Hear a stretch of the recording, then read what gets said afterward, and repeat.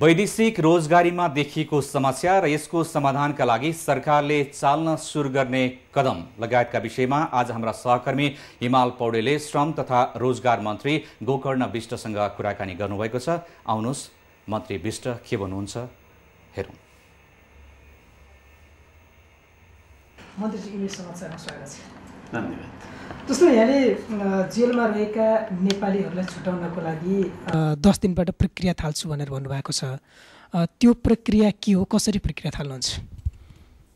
जेलमा रहेका श्रमिकहरूको कानुनी प्रतिरक्षाको लागि आवश्यक पर्ने कानुनी सहायता प्रदान गर्न आवश्यक पर्ने निर्देशिका मन्त्री परिषदमा पेश गरिएको छ। त्यो पारित हुन्छ। त्यसपछि कानुनी प्रतिरक्षाको लागि आवश्यक पर्ने सहायताको प्रक्रिया अगाडि बढाउँछौँ हामी। भनेपछि अब बस्ने मन्त्री परिषदको बैठकले त्यो पारित गर्ने हो? मन्त्री परिषदको बैठकमा हामीले पेश गरेका छौँ। त्यो सबै मन्त्रालयबाट राय आएको छ। यतिसम्म कि समितिबाट पनि त्यसले राय प्राप्त गरिसकेको छ। त्यो पारित हुन साथ हामी अगाडि बढाउँछौँ। त्यसमा के प्रक्रिया छ, त्यसले कसरी काम गर्छ? होइन, प्रवर्धन बोर्डले, वैदेशिक रोजगार प्रवर्धन बोर्डले जुन देशका जेलहरूमा नेपाली श्रमिकहरू थुनुमा परिरहेका छन् उनीहरूको सहायताको लागि आवश्यक पर्ने सहायता नेपालको गन्तव्य देशमा रहेको नियोगसँग समन्वय गरेर कानुनी सहायता दिने गरी वकिल राख्न पाउने गरी त्यो प्रकारको हामीले प्रक्रियालाई अगाडि बढाउँछौँ।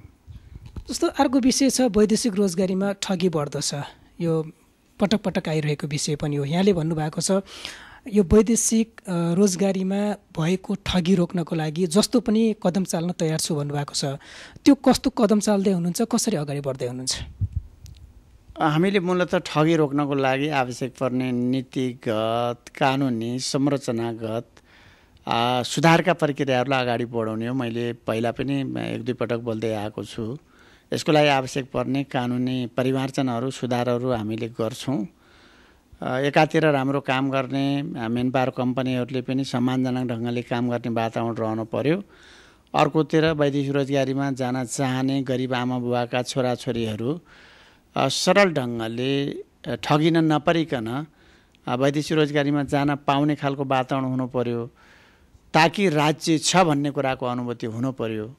त्यो कामको लागि आवश्यक पर्ने कानुनी सुधारदेखि लिएर प्रणालीगत सुधारमा हामीले आवश्यक प्रक्रिया अगाडि बढाएका छौँ, सुधार गर्छौँ। भनेको अहिले जसरी ठगी भइरहेको छ त्यो चाहिँ कानुनी रूपमा चाहिँ अलिकति कानुन प्रभावकारी हुन नसकेको कारणले ठगी बढेको भन्नु खोज्नुभयो या त्यसलाई अझ कानुनीले अलिकति बढी प्रभावकारी बनाउन खोज्छु भनेर भन्नुभयो? केही कानुनमा पनि हामीले सुधार गर्नुपर्ने आवश्यकता छ। ठगी गर्ने स्पेस नरहने गरी कानुनमा परिमार्जनको आवश्यकता छ। केही हामीले प्रविधिको प्रयोग गर्नुपर्ने छ, प्रणालीगत सुधारका आवश्यकताहरू छन्। केही हाम्रा संरचनाहरूलाई हामीले दुरुस्त बलिया बनाउनु पर्ने आवश्यकता छ। केही मनोवैज्ञानिक हिसाबले हामीले रूपान्तरण गर्नुपर्ने आवश्यकता पनि छन्। केही श्रमिक भएर जान चाहने युवाहरूको लागि हामीले उनीहरूलाई सचेत बनाउनु पर्ने त्यस्ता सन्दर्भहरू पनि छन्। यी सबै कुराको एकीकृत प्रयत्नले ठगीलाई कम गर्न सकिन्छ र श्रमिकहरूलाई सचेतनतापूर्वक जाने वातावरण निर्माण गर्न सकिन्छ। त्यो प्रणाली भने चाहिँ कस्तो खालको प्रणाली बनाउँदै हुनुहुन्छ, अलिकति स्पष्ट पार्दैन न?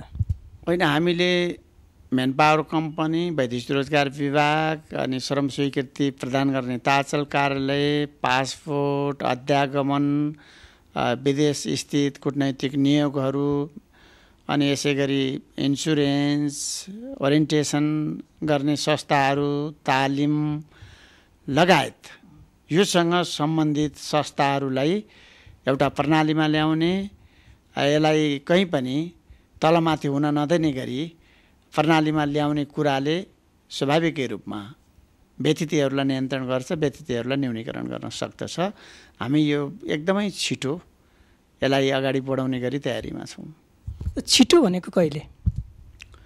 लामो समय लाग्दैन, 20-25 दिन लाग्ला। अर्को प्रश्न छ, यहाँले भन्नुभएको थियो अबको एकचोटि पनि भन्नुभएको थियो अबको कति वर्षदेखि चाहिँ नेपालीहरू रोजगारीका लागि विदेश हिँड्नु पर्दैन भनेर यहाँले भन्नुभएको थियो। त्यो कति समय हो? सरकारको नीति कार्यक्रमले भनेको छ कि 5 वर्षमा वैदेशिक रोजगारीको नाममा बाध्यताले विदेश जानुपर्ने अवस्थालाई हामीले अन्त्य गर्नेछौँ र देशभित्रै रोजगारीका अवसर सिर्जना गर्नेछौँ। देशभित्र रोजगारीका अवसर मार्फत नेपालको श्रम शक्तिको सिप क्षमता योग्यतालाई नेपालको विकासमा प्रयोग गर्ने र नेपाली जनताको जीवनलाई माथि उठाउने गरी सरकारले जुन प्रकारले नीति कार्यक्रम मार्फत प्रतिबद्धता व्यक्त गरेको छ, हामी त्यही दिशामा त्यो प्रतिबद्धतालाई पुरा गर्ने गरी अगाडि बढेका छौँ। मन्त्रीजी, अहिले पनि करिब 43 लाख नेपालीहरू वैदेशिक रोजगारीको लागि विदेशमा छन्। स्वदेशमा भन्यो भने त्यत्तिकै बेरोजगारीको सङ्ख्या पनि बढ्दछ।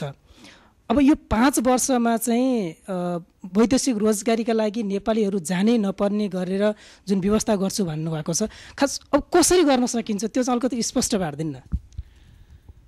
देशभित्र रोजगारीका अवसरहरू सिर्जना गर्ने कुरा स्वयमै चुनौतीपूर्ण छ, तर हामी त्यही चुनौतीलाई सामना गर्ने उद्देश्यका साथ यो अत्यन्तै महत्त्वपूर्ण कुरालाई उद्घोष गरेका छौँ।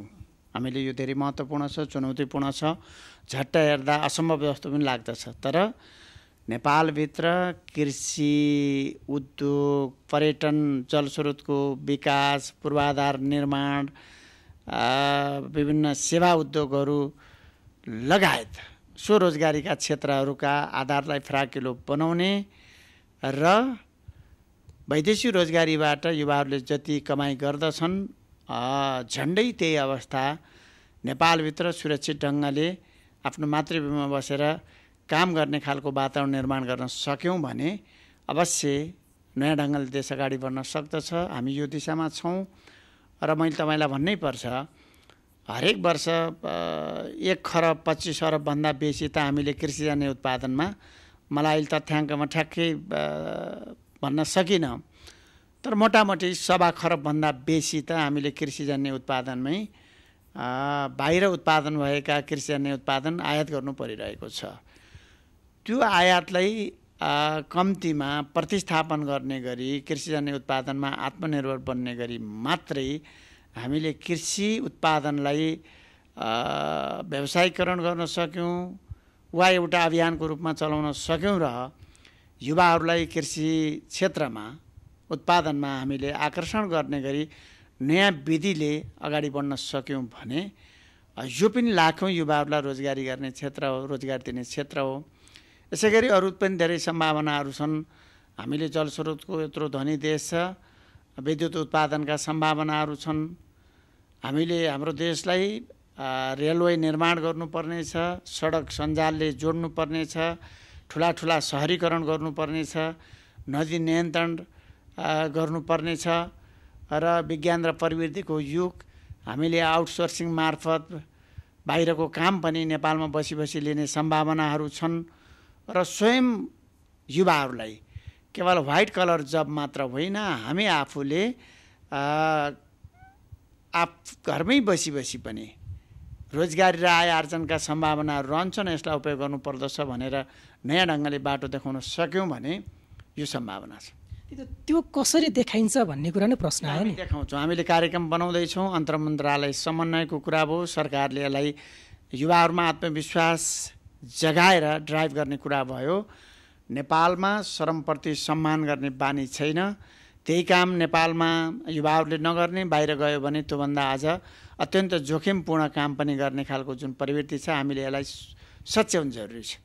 हामीले यसलाई सच्याएर श्रमप्रति सम्मान गर्ने, काम नै भाग्य हो, काम नै भविष्य हो भनेर हामीले आम युवाहरूलाई त्यो प्रकारको मनोविज्ञान दिने एउटा अभियान पनि अवश्य नेपालभित्र काम खोज्ने, काम तयार गर्ने र काम गर्ने खालको वातावरणको लागि सहयोगी बन्छ।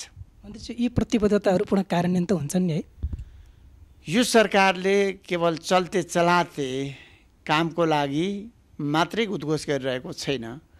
लामो समयदेखि हामीले धेरै सरकारहरू देख्यौँ, हामीले लामो समयदेखि राजनीति गरेका छौँ, हामीले चलिआएका कुराहरू, परम्परागत कुराहरू, चल्ते चलाते कुरामै सीमित रह्यौँ भने आजका आवश्यकता, चाहना, अपेक्षाहरूलाई सम्बोधन गर्न सक्दैनौँ, नयाँ आयामबाट देशलाई विकास गर्न सक्दैनौँ। यसकारण हामीले पूर्वाधारको हिसाबले, आय आर्जनको हिसाबले, रोजगारीको हिसाबले अत्यन्त न्यून अवस्थामा रहेको हाम्रो मुलुकलाई एउटा सक्षम मुलुकमा रूपान्तरण गर्नको लागि कहीँ न कहीँ कसै न कसैले कुनै न कुनै समयमा त आँट गर्नु पर्यो नि। यो सरकारले सामान्य प्रधानमन्त्री केपी शर्मा ओलीज्यूको नेतृत्वको यो सरकारले यो कुरालाई पुरा गर्नको लागि आँट गरेको छ। हामी यो आँट मात्र होइन, हामी व्यवस्थित योजनाका साथ यसलाई कार्यान्वयन गर्छौँ र जनतालाई परिणाममै अनुभूति हुने गरी व्यवस्था मिलाउँछौँ। समयको लागि धन्यवाद। धन्यवाद। यो थियो वैदेशिक रोजगारीका विविध आयामका विषयमा हाम्रा सहकर्मी हिमाल पौडेलले श्रम तथा रोजगार मन्त्री गोकर्ण विष्टसँग गरेको कुराकानी।